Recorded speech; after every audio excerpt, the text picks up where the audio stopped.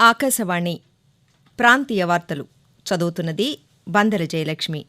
ముఖ్యాంశాలు: 6G technology రంగంలో భారత్ను అగ్రగామిగా నిలబెట్టే దిశగా కేంద్ర ప్రభుత్వం అడుగులు వేస్తోందని ప్రధానమంత్రి నరేంద్ర మోదీ పేర్కొన్నారు. దేశ ప్రతిష్టను కాపాడటంలో పోలీస్ వ్యవస్థ పాత్ర చాలా కీలకమని కేంద్ర హోంమంత్రి అమిత్ షా తెలిపారు. 2024 నాటికి దేశవ్యాప్తంగా ఫోర్టిఫైడ్ బియ్యాన్ని పంపిణీ చేసేందుకు కేంద్ర ప్రభుత్వం చర్యలు చేపడుతోందని కేంద్ర ఆహార, ప్రజా పంపిణీ శాఖ తెలిపింది. చైనాలో జరుగుతున్న ఆసియా పారా క్రీడల్లో భారత బృందం ఇప్పటి వరకు అత్యధికంగా 82 పతకాలు సాధించింది. ప్రపంచ కప్ వన్డే క్రికెట్లో భాగంగా చెన్నైలో మరి కాసేపట్లో పాకిస్తాన్, దక్షిణాఫ్రికా జట్ల మధ్య మ్యాచ్ ప్రారంభం కానుంది. వార్తల వివరాలు: 6G టెక్నాలజీ రంగంలో భారత్ను అగ్రగామిగా నిలబెట్టే దిశగా కేంద్ర ప్రభుత్వం అడుగులు వేస్తోందని ప్రధానమంత్రి నరేంద్ర మోదీ పేర్కొన్నారు. ఇండియన్ మొబైల్ కాంగ్రెస్ను ఢిల్లీలో ఈ రోజు ఆయన ప్రారంభించారు. ఈ సందర్భంగా ప్రధానమంత్రి మాట్లాడుతూ దేశంలోని ప్రతి పౌరుడికి 5G కనెక్టివిటీని అందుబాటులోకి తెచ్చేందుకు ప్రభుత్వం కృషి చేస్తోందని అన్నారు. దేశంలో ఇప్పటి వరకు 4 లక్షల 5G ఆధారిత స్టేషన్లను ఏర్పాటు చేశామని, 97% నగరాలు, 80% పైగా జనాభా ఈ స్టేషన్ల పరిధిలో 5G సేవలు పొందుతున్నారని వివరించారు. మొబైల్ బ్రాడ్బ్యాండ్ వేగంలో గతంలో 118వ ర్యాంకులో ఉన్న భారత్ ప్రస్తుతం 43వ ర్యాంకుకు చేరుకుందని తెలిపారు. మేడ్ ఇన్ ఇండియా మొబైల్ ఫోన్లను ఇప్పుడు ప్రపంచవ్యాప్తంగా వినియోగిస్తున్నారని చెప్పారు. ఈ కార్యక్రమంలో ఎలక్ట్రానిక్స్, ఐటీ శాఖల మంత్రి అశ్విని వైష్ణవ్ తదితరులు పాల్గొన్నారు. అంతర్జాతీయ భౌగోళిక, రాజకీయ పరిస్థితులను భారత్ కోణంలో అధ్యయనం చేయాలని రక్షణ మంత్రి రాజ్నాథ్ సింగ్ సూచించారు. భారత వైమానిక దళ కమాండర్ల 2 రోజుల సదస్సు నిన్న ఢిల్లీలో ప్రారంభమైంది. ఈ కార్యక్రమంలో ఆయన మాట్లాడుతూ భారత వైమానిక రక్షణ వ్యవస్థల బలోపేతంపైనా, డ్రోన్ల వినియోగంపైనా దృష్టి సారించాలని ఐఐఎఫ్ కమాండర్లకు సూచించారు. అంతర్జాతీయ రక్షణ రంగంలో కొత్త సవాళ్లు ఎదురవుతున్నాయని, వాటిని ఎదుర్కొనేందుకు నిత్యం సంసిద్ధంగా ఉండాలని కోరారు.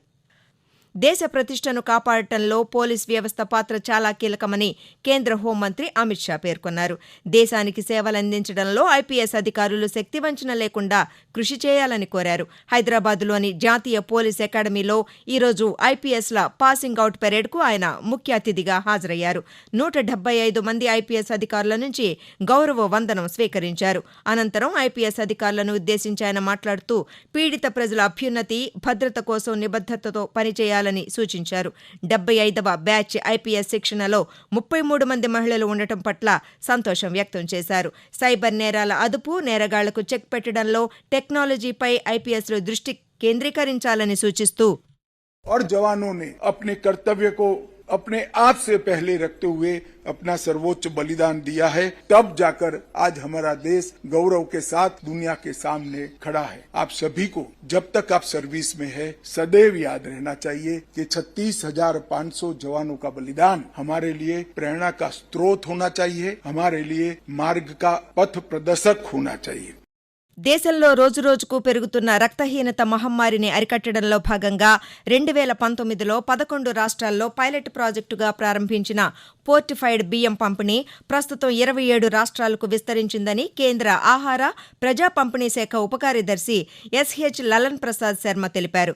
ఫుడ్ ఫోర్టిఫికేషన్పై నిన్న మంగళగిరిలో నిర్వహించిన జాతీయ వర్క్షాప్లో దేశంలోని 10 రాష్ట్రాలు, కేంద్రపాలిత ప్రాంతాల ప్రతినిధులు పాల్గొన్నారు. ఈ సందర్భంగా ఆయన మాట్లాడుతూ 2024 నాటికి దేశవ్యాప్తంగా ఫోర్టిఫైడ్ బియ్యాన్ని పంపిణీ చేసేందుకు కేంద్ర ప్రభుత్వం చర్యలు చేపడుతోందన్నారు.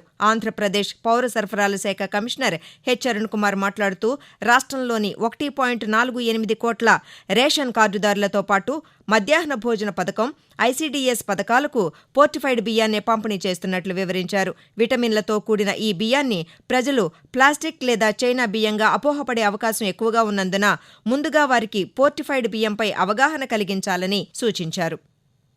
ఆదివాసీల హక్కుల కోసం అలుపెరుగని పోరాటం చేసి అమరుడైన గిరిజన విప్లవ నాయకుడు కొమురం భీం వర్ధంతి ఈరోజు.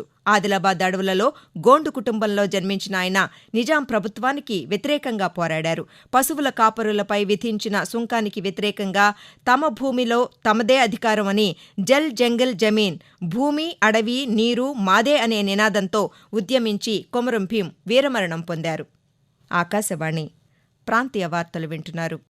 చైనాలో జరుగుతున్న ఆసియా పారా క్రీడల్లో భారత బృందం ఇప్పటి వరకు అత్యధికంగా 82 పతకాలు సాధించింది. ఇందులో 18 స్వర్ణ, 23 రజత, 41 కాంస్య పతకాలు ఉన్నాయి. 2018లో జకార్తాలో జరిగిన ఆసియా పారా క్రీడల్లో భారత్ 72 పతకాలను సాధించగా ఆ రికార్డును ఇప్పుడు అధిగమించింది.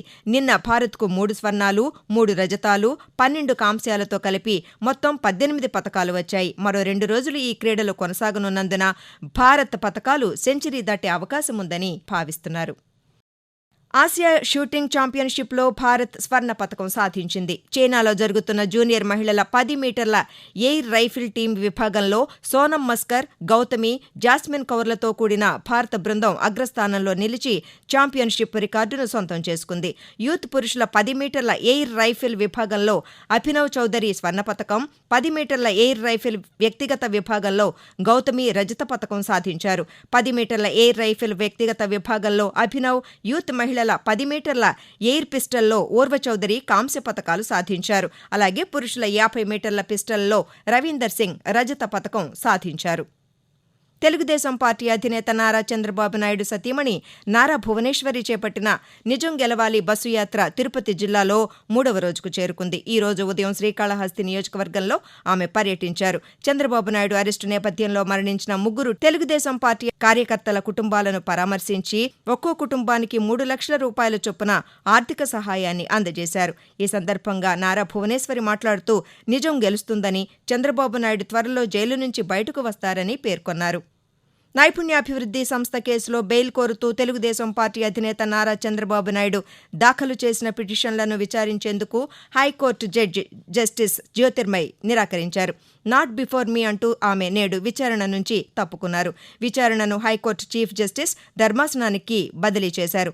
అలాగే తన అరెస్టు సమయంలో ఉన్న సిఐడి అధికారుల కాల్ డేటా ఇవ్వాలని చంద్రబాబు నాయుడు దాఖలు చేసిన పిటిషన్లపై విజయవాడ ఏసీబీ కోర్టులో వాదనలు ముగిశాయి.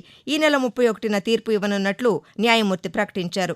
కాగా తన ఆరోగ్యం, భద్రతపై అనుమానాలు, ఆందోళన వ్యక్తం చేస్తూ తనకు భద్రత పెంచాలని చంద్రబాబు నాయుడు విజయవాడ ఏసీబీ కోర్టు న్యాయమూర్తికి లేఖ రాశారు. ప్రపంచ కప్ వన్డే క్రికెట్లో భాగంగా చెన్నైలో మరికాసేపట్లో పాకిస్తాన్, దక్షిణాఫ్రికా జట్ల మధ్య మ్యాచ్ ప్రారంభం కానుంది. దక్షిణాఫ్రికా ఇప్పటి వరకు 5 మ్యాచ్లు ఆడగా 4 మ్యాచ్లలో విజయం సాధించి 8 పాయింట్లతో 2వ స్థానంలో నిలిచింది. విలువైన సమాచారం కలిగి ఉన్న దృశ్య, శ్రవణ రికార్డులను పరిరక్షించేందుకు నిర్దేశించిన ప్రపంచ దృశ్య, శ్రవణ వారసత్వ దినోత్సవాన్ని ఈరోజు నిర్వహిస్తున్నారు. 2005లో జరిగిన యునెస్కో సమావేశంలో భావితరాలకు ఉపయోగపడే విధంగా దృశ్య, శ్రవణ రికార్డులను పరిరక్షించే స్ఫూర్తి కోసం ప్రతి ఏటా అక్టోబర్ 27వ తేదీని ప్రపంచ దృశ్య, శ్రవణ వారసత్వ దినోత్సవంగా పాటించాలని నిర్ణయించారు. వాతావరణం. రాష్ట్రంలో ప్రస్తుత వాతావరణ పరిస్థితులను అమరావతిలోని భారత వాతావరణ కేంద్ర అధికారి డి శేషసాయి కొద్దిసేపటి క్రితం ఆకాశవాణి విజయవాడ ప్రాంతీయ వార్తా విభాగానికి వివరిస్తూ, నిన్నటి నైరుతి బంగాళాఖాత తమిళనాడు తీర ప్రాంతాల్లో సగటు సముద్ర మట్టానికి 1.5 కిలోమీటర్ నుంచి 3.1 కిలోమీటర్ల ఎత్తులో ఉన్న ఉపరితల ఆవర్తనం ఈ రోజు తక్కువగా గుర్తించబడింది. ఆంధ్రప్రదేశ్ మరియు యానాముల్లో దిగువ ట్రోపు ఆవరణంలో ఈశాన్య గాలులు వీస్తున్నాయి. ఈ రోజు మరియు రేపు ఉత్తర కోస్తా ఆంధ్రప్రదేశ్ మరియు యానాముల్లో తేలికపాటి వర్షాలు 1 లేదా 2 చోట్ల కురిసే అవకాశం ఉంది. దక్షిణ కోస్తా ఆంధ్రప్రదేశ్, రాయలసీమలో వాతావరణం పొడిగా ఉండే అవకాశం ఉంది. వైఎస్సార్సీపీ ప్రభుత్వం అన్ని వర్గాల ప్రజలను ఆదుకుంటోందని రాజ్యసభ సభ్యులు వి. విజయసాయిరెడ్డి తెలిపారు. తిరుపతిలో సామాజిక సాధికార యాత్రను ఈరోజు ఆయన ప్రారంభించారు.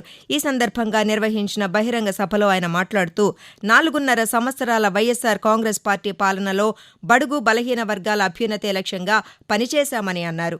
రాష్ట్ర వ్యాప్తంగా సామాజిక సాధికార యాత్రను నిర్వహిస్తున్నట్లు ఆయన తెలిపారు. ఆకాశవాణి ప్రాంతీయ వార్తలు ముగించే ముందు ముఖ్యాంశాలు మరోసారి. 6G టెక్నాలజీ రంగంలో భారత్ను అగ్రగామిగా నిలబెట్టే దిశగా కేంద్ర ప్రభుత్వం అడుగులు వేస్తోందని ప్రధానమంత్రి నరేంద్ర మోదీ పేర్కొన్నారు. దేశ ప్రతిష్టను కాపాడడంలో పోలీస్ వ్యవస్థ పాత్ర చాలా కీలకమని కేంద్ర హోంమంత్రి అమిత్ షా తెలిపారు. 2024 నాటికి దేశవ్యాప్తంగా పోర్టిఫైడ్ బియ్యాన్ని పంపిణీ చేసేందుకు కేంద్ర ప్రభుత్వం చర్యలు చేపడుతోందని కేంద్ర ఆహార, ప్రజా పంపిణీ శాఖ తెలిపింది. ఆకాశవాణి ప్రాంతీయ వార్తలు ఇంతటితో సమాప్తం.